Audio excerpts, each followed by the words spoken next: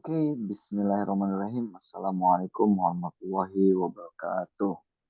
Waalaikumsalam warahmatullahi wabarakatuh. Ya, pada video kali ini saya sendiri yang bernama Muhammad Rizky Fiza Zuhri, serta ada Fikri Arfiansyah dan Hasbi Asidki Adiman ingin menjelaskan tentang diplomasi Islam pada masa Nabi Muhammad atau diplomasi Islam yang dilakukan oleh Nabi Muhammad. Langsung saja untuk menyingkat waktu, bisa langsung kira-kira dari teman-teman ada yang ingin menyampaikan apa yang teman-teman ketahui tentang diplomasi Islam pada masa Nabi Muhammad. Silakan. Mau sampaikan sedikit saja ya. Eh, jadi beliau ini Nabi Muhammad ini semasa hidupnya ini sangat sesosok ahli yang berdiplomasi. Mengapa demikian? Karena eh, tujuan utama yang ingin Nabi Muhammad inginkan itu adalah menjalin persatuan dan hubungan baik dengan berbagai bangsa, termasuk dalam dunia internasional gitu. Nah, beliau ini kan Rasulullah ini berusaha menjaga perdamaian dan stabilitas dalam pemerintahannya. Terlebih-lebih ada beberapa peristiwa yang sangat kental dalam hubungannya dengan diplomasi, yaitu ada dengan peristiwa Hajar Aswad dan juga ada peristiwa Perjanjian Hudaybiyah. Eh, Beliau ini juga eh, apa namanya eh, sangat sangat dipercaya oleh umat Muslim maupun non Muslim. Jadi dengan apa namanya dengan dengan begitu Nabi Muhammad ini sangat berbaur gitu pada umatnya ataupun dari umat non muslimnya, dari banyak kalangan bani. Nah, apa namanya eh ya itu saja sih mungkin awal. Mungkin ada yang mau nambah, boleh boleh. Eh, saya ya, bentar ya. Nah, ini untuk pada masa waktu masih zaman Rasulullah SAW itu ada juga kan karena beliau saking bijaksananya itu pernah tercatat di ada ilmuwan saya juga kurang tahu namanya lupa itu. Itu eh, tercatat 70 dari 90-an lebih eh, praktik diplomasi yang apa namanya dilaksanakan oleh Rasulullah. Dan itu hanya belasan lah, 17 atau berapa itu yang berakhir dengan perang. Maksudnya yang bukan gagal ya, maksudnya yang berakhir dengan perang lah, apa dengan gozwah lah yang biasa kita sebut itu. Itu membuktikan bahwasanya Rasulullah itu adalah eh, aktor yang ahli dalam berdiplomasi gitu kan. Dari 90 hanya 17 yang berakhir dengan perang. Saking beliau namanya menghindari perang itu. Dan itu salah satunya ada juga praktiknya perjanjian Hudaybiyah itu. Sebagai orang Islam kita juga harus tahu itu ya, perjanjian Hudaybiyah yang dimana mungkin itu apa namanya tidak menguntungkan, bukan tidak menguntungkan, maksudnya eh, agak merugikan bagi Islam daripada kaum apa Quraisy ya, apa ya itu waktu itu lupa saya. Itu Hudaybiyah itu, tapi beliau itu saking apa namanya bijaksananya dan demi biar berjalannya dakwah Islam pada saat itu beliau apa namanya menyetujui perjanjian tersebut gitu ya. Jadi bukannya beliau bisa membaca apa namanya keadaan di masa depan, tapi mungkin waktu itu beliau mendapatkan wahyu gitu untuk menyetujui perjanjian tersebut dan akhirnya Islam itu berkembang sampai sekarang gitu loh. Kalau misalkan waktu itu tidak ada, beliau tidak menyetujui perjanjian Hudaybiyah, mungkin Islam tidak semenyebar sekarang gitu karena dakwah itu dilarang pada daerah itu gitu. Seperti itu. Mungkin ada tambahan lain?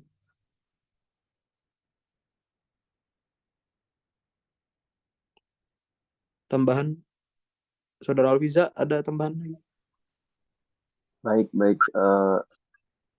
Ya, mungkin dari saya sendiri, mungkin untuk diplomasi Islam pada masa Nabi Muhammad itu, Nabi Muhammad juga melaksanakan diplomasi atau hubungan yang baik dengan para pemimpin-pemimpin di luar Arab gitu, maksudnya di luar negara-negara Arab.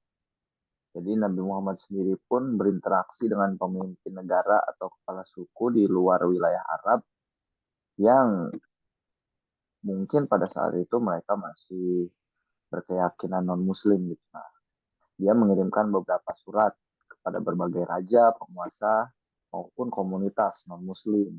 Untuk apa? Yang pertama tentunya untuk memperkenalkan Islam kepada negara-negara di luar Arab, di wilayah Arab, dan yang bertujuan untuk adanya hubungan diplomatik di eh, dalamnya gitu. Jadi langkah yang diambil oleh Nabi Muhammad sendiri pun ketika Nabi Muhammad memimpin kota-kota Arab itu Nabi Muhammad sendiri pun memperkenalkan Islam kepada negara-negara di luar Arab yang tentunya non Muslim gitu. Agar apa?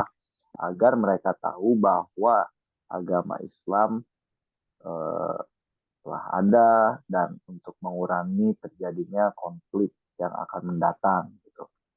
Selanjutnya adanya penyebaran nilai-nilai damai. Nah, Nabi Muhammad sendiri mendorong umat Islam untuk hidup dalam damai dan berurusan dengan orang lain dengan cara yang baik. Ini adalah bagian penting dari pendekatan diplomasi yang mengedepankan kedamaian dan toleransi. Nah, seperti yang kita tahu sendiri, dari adanya perjanjian Hudaibiyah pun, yang dimana di dalam Arab sendiri masih ada beberapa orang atau kelompok yang menganut kepercayaannya masing-masing, yaitu non-muslim dan lain sebagainya. Nabi Muhammad sendiri pun di sana di dalamnya masih menjunjung tinggi nilai-nilai keadilan. Agar apa? Agar terjalinnya hubungan, adanya suatu kedamaian lah di dalam negara tanpa adanya konflik dan lain sebagainya. Meskipun di dalam perjanjian Hudaibiyah pun masih ada beberapa eh, perilaku atau hal-hal yang dilakukan oleh kaum Quraisy sendiri yang melanggar atau menentang perjanjian-perjanjian yang telah disepakati di dalamnya. Tetapi Nabi Muhammad sendiri pun eh, mengambil langkah-langkah yang dimana itu kalau misalkan bisa dibicarakan dengan baik-baik atau dengan musyawarah, kenapa tidak gitu? Kenapa harus dengan kekerasan? Mungkin seperti itu yang bisa saya sampaikan. Nah, Eh, ini mau tambahan nih, Lon. Nih, ya, jadi ada salah satu langkah diplomasi eh, yang dilakukan oleh Rasulullah ini yang tidak hanya dengan kekerasan kan. Sebenarnya beliau ini punya prinsip bahwasanya beliau ini pilihan dalam berdiplomasi dengan perang itu adalah salah satu pilihan yang sangat pahit bagi beliau. Nah, namun akan tetapi ada beberapa diplomasi yang dilakukan Nabi ini secara lisan, yang dengan caranya dia ini memutuskan ininya kayak istilahnya kita besarnya gitu. Eh, apa diplomatornya kan sang hmm, diplomatnya. Nah, ini ada contohnya ini eh Nabi Nabi Muhammad ini mengirim utusan-utusannya. Di antaranya ada Hamzah bin Abdul Muthalib yang kirim untuk menemui rombongan Quraisy sebelum terjadi peristiwa Papua. Terus kemudian ada Mas'ab bin Umair yang dikirim ke Yastrib sekarang Madinah sebelum Rasulullah ini berhijrah dari Mekah ke Madinah.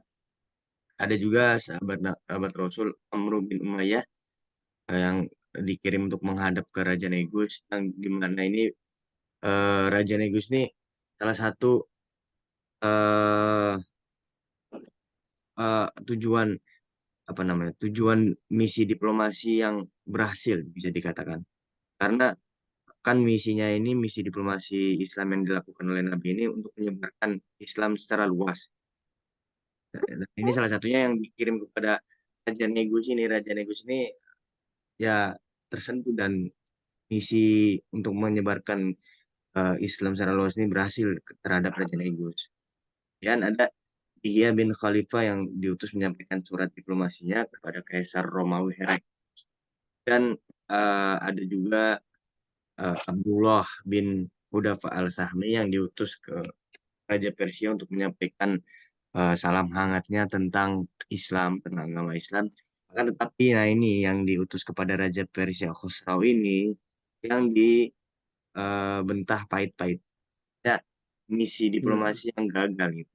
Karena eh, dan ini apa namanya? Yang pokoknya gagal lah misi diplomasinya. Yang tidak secara secara dan tidak dan diterima secara tidak hormat.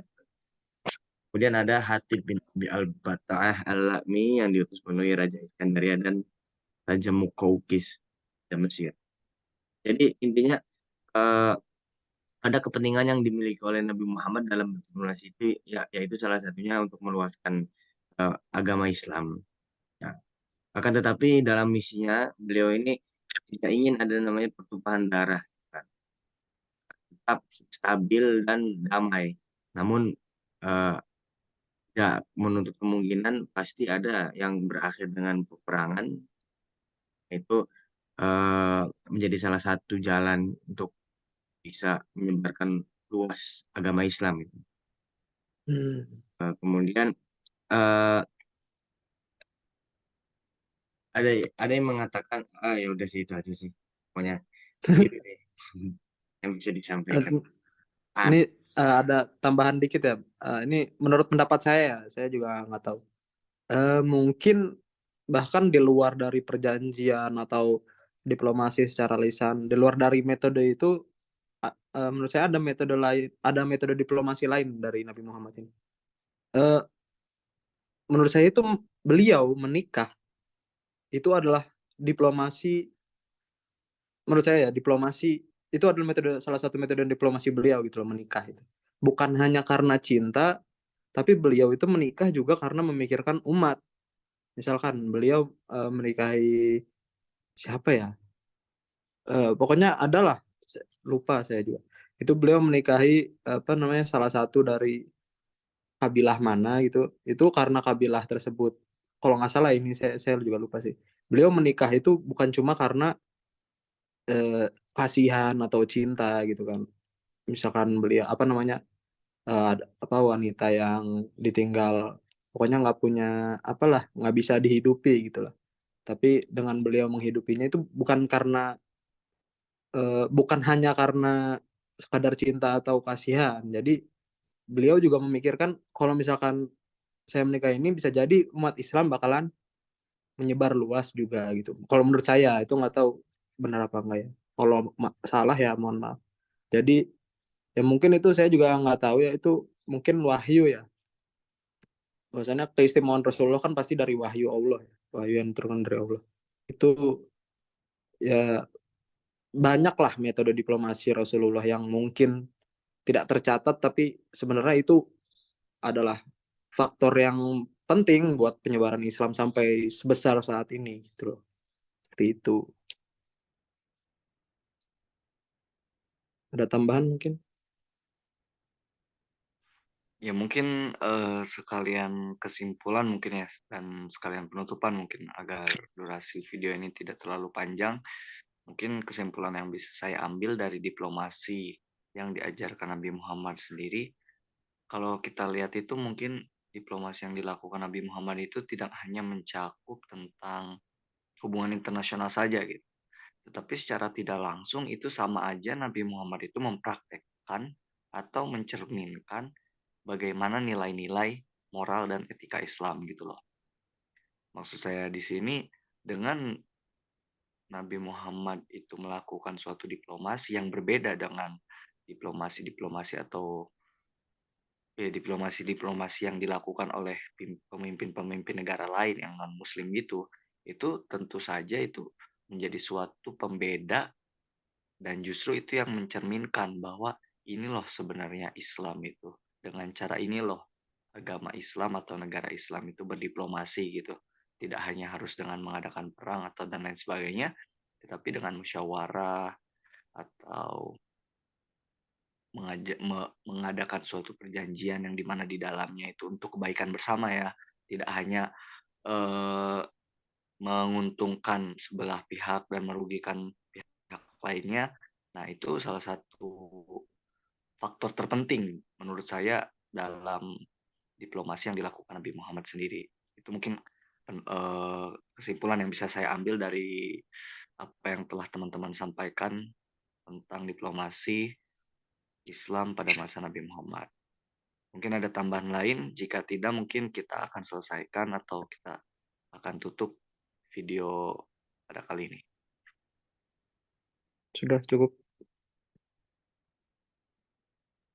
Bagaimana, Saudara Hasbi? Apa ada yang mau ditambahkan atau sudah cukup?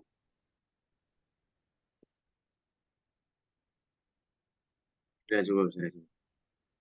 Oh, baik, mungkin cukup sekian dari video yang bisa kita sampaikan tentang diplomasi Islam. Kurang lebihnya mohon maaf. Wassalamualaikum warahmatullahi wabarakatuh. Waalaikumsalam warahmatullahi wabarakatuh.